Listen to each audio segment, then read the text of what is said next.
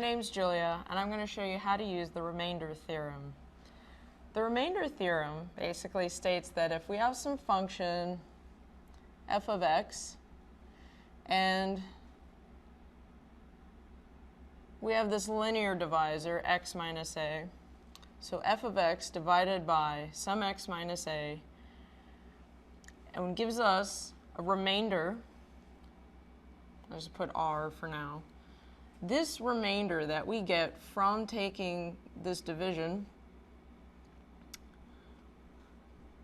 gives us the value of the function at a. So, for example, if I were going to take the polynomial x squared plus 5x plus 8, and I divide it by x minus 3, whatever the remainder I get from this division will give me this equation evaluated at x equals 3. So let's do that. I'm going to use synthetic division because that's a lot faster. 1, this is 5 here, and then we have an 8 here. Bring down the 1, 3 times 1 is 3, add them, I get 8.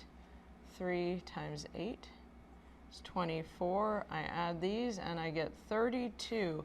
This here is my remainder from dividing x squared plus 5x plus 8 by x minus 3. And according to the remainder theorem, that means that if I evaluate this at a value of x equal to 3, I will get 32.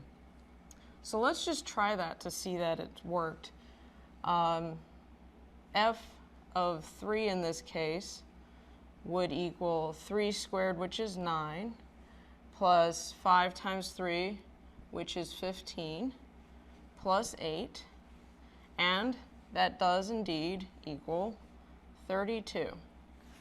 So the remainder theorem is just another kind of nifty way to evaluate a function, polynomial, trinomial, bigger than trinomials. Anyway, my name's Julia, and that's how you use the remainder theorem.